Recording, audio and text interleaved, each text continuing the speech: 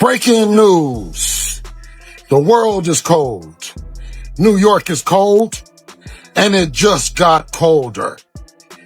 Shakur Stevenson versus Teofimo Lopez Saturday night in the Garden is a hell of a fight. Turki Al-Sheikh, the commissioner of boxing, the true commissioner of boxing that has dispelled any narrative that the big fights couldn't happen, have did the unthinkable and brought in Devin the Dream Haney for the live fight broadcast.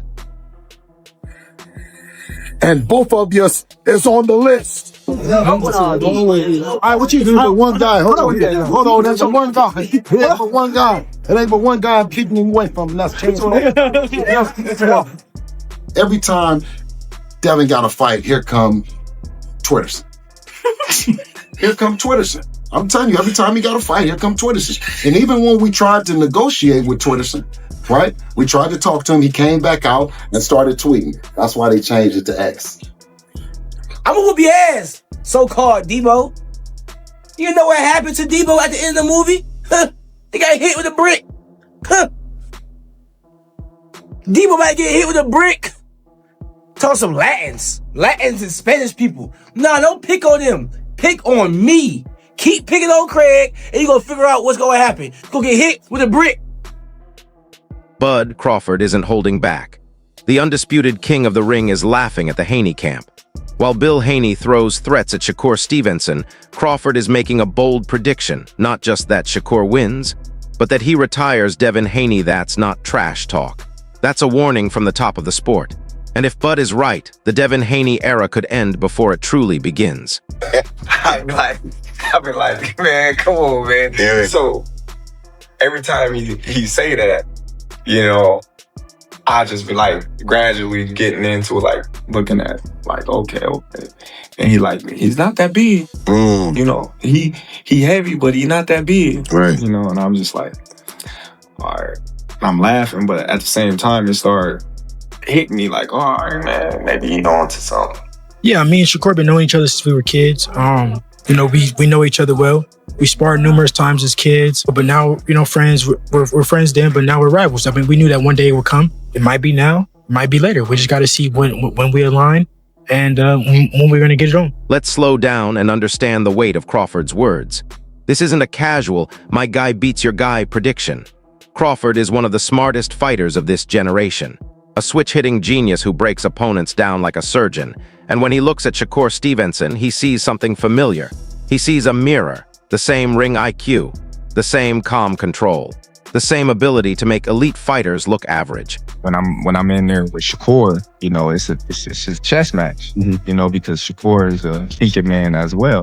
So it's definitely a chess match, and you know, that's something that, you know, I love, he loves, because now we got to be creative. You got to go in that bag and be like, nah, I can't do this with him because it's not going to work. Now I got to get more creative to get a little advantage over because we both competitive. Neither one of us want to let the other one get anything involved. Message to the Haney camp was chilling.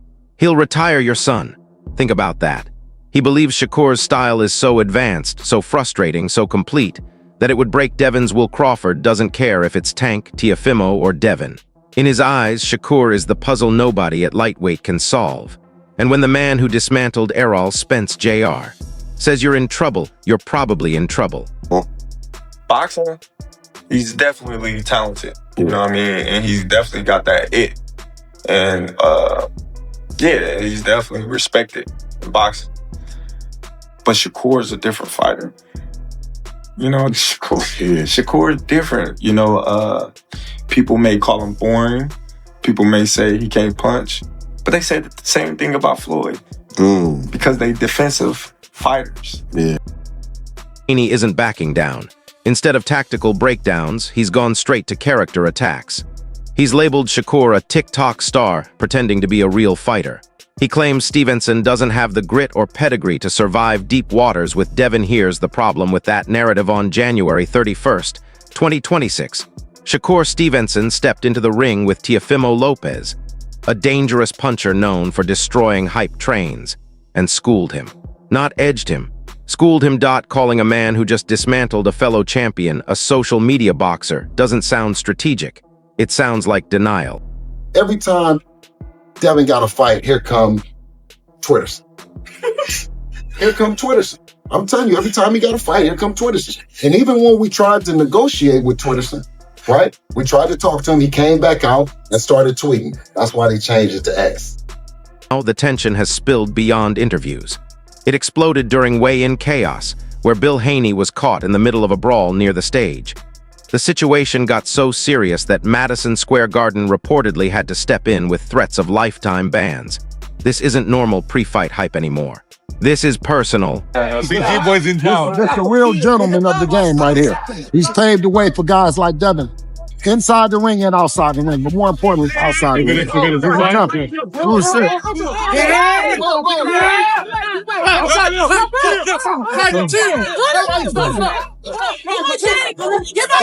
That changes everything. This fight wouldn't just be about belts. It would be about pride, fathers, respect. Legacy. Devin wouldn't just be fighting Shakur, he'd be fighting to defend his father's honor. And emotion can make even disciplined fighters reckless and reckless. That's exactly what Shakur thrives on, but here's where it gets strategic. Instead of rushing into Stevenson, Devin made a bold move. He called out Keyshawn Davis, Shakur's close friend and training partner, little bro, then big bro. That's divide and conquer. If Devin beats Keyshawn, or worse, hurts him, he forces Shakur into the ring emotionally charged. Not cold, not calculated, but angry. It's a risky chess move, because Keyshawn isn't a pawn, he's dangerous. 47, you set your targets publicly on Devin Haney. #1 welterweight by ring, most estimations right now, champion. Why is that? Why Devin Haney? And you have half the amount of professional fights he has. Do you think that's something, there's enough in it for him when he's... I was 6-0 fighting people with 30+ fights, bro. Mm-hmm. Stop. I don't mean it from that. What I mean is stopping them. Why is he stop it? No, I'm playing. I'm playing, bro. Nah, why Devin Haney, bro? Honestly, because he's a star. He's a superstar. You asking that question. I felt like that's what it was. But go ahead. Yeah, like at the end of the day, I'm ready to fight anybody. So I'm going for the stars. And I know Devin Haney is the same fighter from when he was at 35. He's the same fighter when he was at 40. Now he's at 40. So he ain't nothing changed. But his weight, you know what I'm saying? I will knock Devin Haney out. Guaranteed. I just feel like, shouts out to Devin, though. You do your thing. Like, I have no problem against you, bro. But we talking business right now. I will knock Devin out for sure. Everyone wants the fight. Why hasn't it happened? Welcome to the business side of boxing. Shakur's response to Devin's challenge was calm but telling. Be careful what you wish for. And then he hinted at the real issue. Rehydration clauses, contracts, money splits, control. Big fights don't collapse because fighters are scared. They stall because both sides want the advantage. And in boxing politics, leverage is everything. The only question now is simple. Will this fight... Okay. Devin Haney's probably, to me, I don't think it's hit its point yet, but I think in the next year or two, it'll hit a point where it's like the world is gonna demand, you know what I'm saying? I can see the trajectory feels like it could meet like that. I would love this fight. But look, you gotta watch what you say with and this is not even Devin's fault, because Devin is very respectful of my game and I'm respectful of his game. He's a good fighter.